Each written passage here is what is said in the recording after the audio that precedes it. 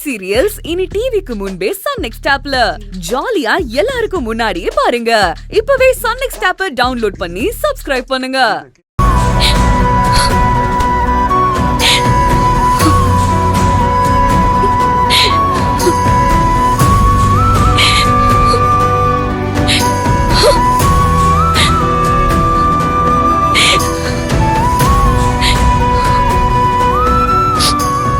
இப்படி என்ன அசிங்கப்படுத்திட்டியா அர்ஜுன்? இவ்வளவு மோசமான நிலைமையில தான் நீ என்ன வச்சிருக்கியா? இதுதான் லவ்வா? எனக்கு இவ்வளவுதான் மதிப்பும் மரியாதையுமா?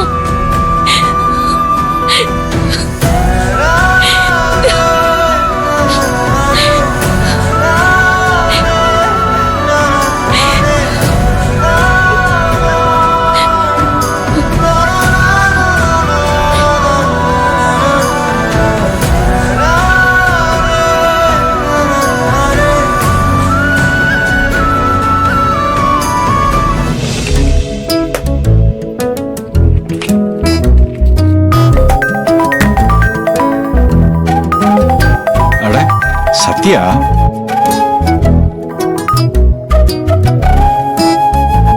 Good morning my dear daughter. ரொம்ப நாள் கழிச்சு அப்பாவோட ஞாபகம் வந்துடுச்சு போல. அப்பா, நான் கொஞ்ச நேரம் அழுதுக்கவாப்பா? உங்களுக்கு டைம் இருக்கா? என்னம்மா?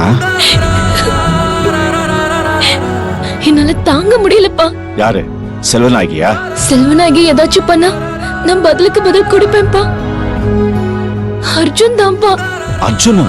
அவன் முன்ன மாதிரி இல்லப்பா. நான் அவனை லவ் பண்றப்போ நான் தான் அவனுக்கு உலகமா ரொம்ப முக்கியமா தெரிஞ்சேன். எனக்காக அவங்க அம்மா கிட்ட எவ்வளவு பொய் சொன்னதுக்கு கணக்கே இல்லப்பா. இப்ப டோட்டலா மாறிட்டான்ப்பா. என்ன அவாய்ட் பண்றான். அவங்க அம்மா தான் இப்ப அவனுக்கு உலகம். அவங்க அம்மாக்காக என்கிட்டயே பொய் சொல்றான்ப்பா. சத்யா, இதெல்லாம் பெருசுப்படுத்தாத. இதெல்லாம் யூனிவர்சல் ப்ராப்ளம். ஆம்பளைங்க நிலைமை இந்த விஷயத்துல கொஞ்சம் திண்டாட்டம் தாமா. கல்யாணம் ஆயிட்டால ஆம்பளைங்க மதில் மேல் போனதாமா. அம்மா பக்கம் தாவறதா பொண்டாட்டி பக்கம் பாயறதான்னு ரெண்டு பக்கமும் பார்த்து பார்த்து காலம் போயிடும். ஆனா கவலைப்படாதம்மா, என் அனுபவத்துல சொல்றேன். 100% பூனை ஒரே பக்கமா தாமா தாவி இருக்கு. அதுவும் பொண்டாட்டி பக்கம், நான் உட்பட. பாவம் 1-2 ஏதோ அம்மா பக்கம். அப்பா, நான் செல்வநாயகி வாய அடைக்க தேவிக்கு அப்பா அம்மான்னு சொல்லி டூப்ளிகேட் ஜோடிய கொண்டு வந்த. அது பெரிய பிரச்சனை ஆயிடுச்சுப்பா.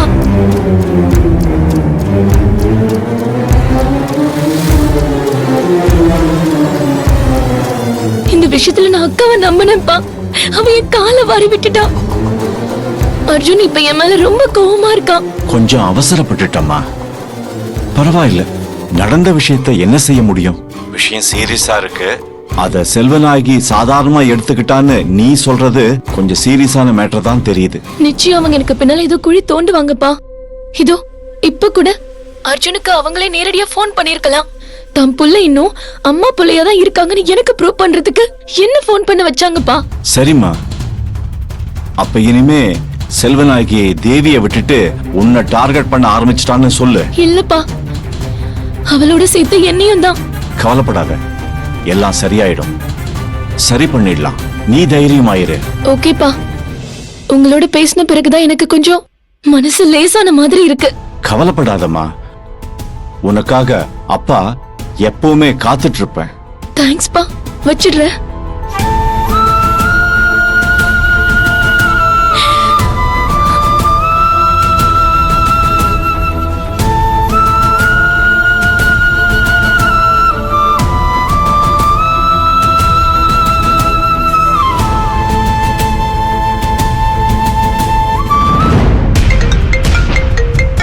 போனை இட அர்ஜுன்.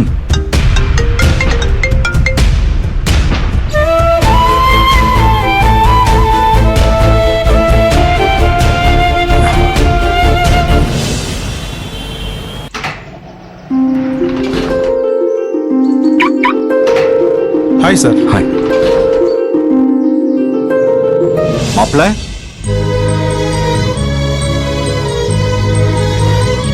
மாமா, நீங்களா? என்ன செய்யறது மாப்பிள்ள, போன் பண்ணா எடுக்க மாட்டேங்கிறீங்க.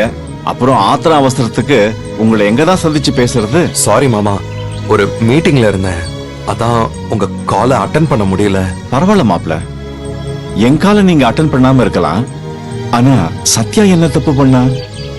அவளையே நீங்க தண்டிக்கிறீங்க. நடந்ததையெல்லாம் நானும் கேள்விப்பட்ட மாப்ள. சத்யா தப்பு செஞ்சாளா இல்லையான்னு அந்த பஞ்சாயத்துக்கு நான் வரல. ஆனா சத்யா பாவம் மாப்ள, அவளுக்கு நீங்க தான் உலகம், அதை நீங்க தான் புரிஞ்சுக்கணும். அது இல்ல மாமா, அவ தேவி அண்ணி விஷயத்துல நான் சத்யாவுக்கு சப்போர்ட் பண்ணல மாப்ள. ஆனா தேவி மேல இருக்கிற அக்கறை, அன்பு, பாசத்தினாலையும் இந்த பிரச்சனை சீக்கிரம் முடியணும்ன்ற நல்லெண்ணத்துல அவ இப்படி பண்ணிட்டா. அதை நீங்களே புரிஞ்சுக்கலன்னா எப்படி மாப்ள? அததான் நானும் கேக்குறேன். தேவி அண்ணி மேல இவளுக்கு ஏன் மாமா இவ்ளோ அக்கறை? அவங்க விஷயத்துல இவ தேவையில்லாம தலையிடுறதுனால தான் எங்களுக்குள்ள சண்டையே வருது. இத நான் பல முறை சத்யா கிட்ட எடுத்து சொல்லிட்டேன்.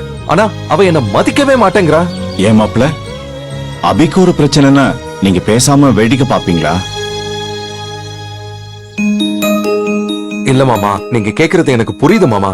ஆனா அந்த தேவி அண்ணி என்ன சத்யா கூட பிறந்தவங்களா? அப்படி இல்ல மாப்ள, ஒரே வீட்டுல ரெண்டு மருமகன்னா அக்கா தங்கச்சி மாதிரி தானே பழகுவாங்க. மாமா, ஃப்ரெண்ட்லியா இருந்தா பரவாயில்ல, ஆனா தேவி அண்ணிய இவ தான் கண்ட்ரோல் பண்றா.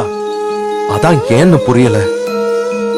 எங்க அம்மா தேவி அண்ணியோட அப்பா அம்மா பத்தி அடிக்கடி கேக்குறாங்க. அப்படிங்கிற ஒரே காரணத்துக்காக இவ போலியான அப்பா அம்மாவை வர வச்சு டிராமா பண்றது எந்த விதத்துல நியாயம்? அந்த அளவுக்கு அண்ணி வாழ்க்கையில இவ ஏன் குறுக்கிடணும்?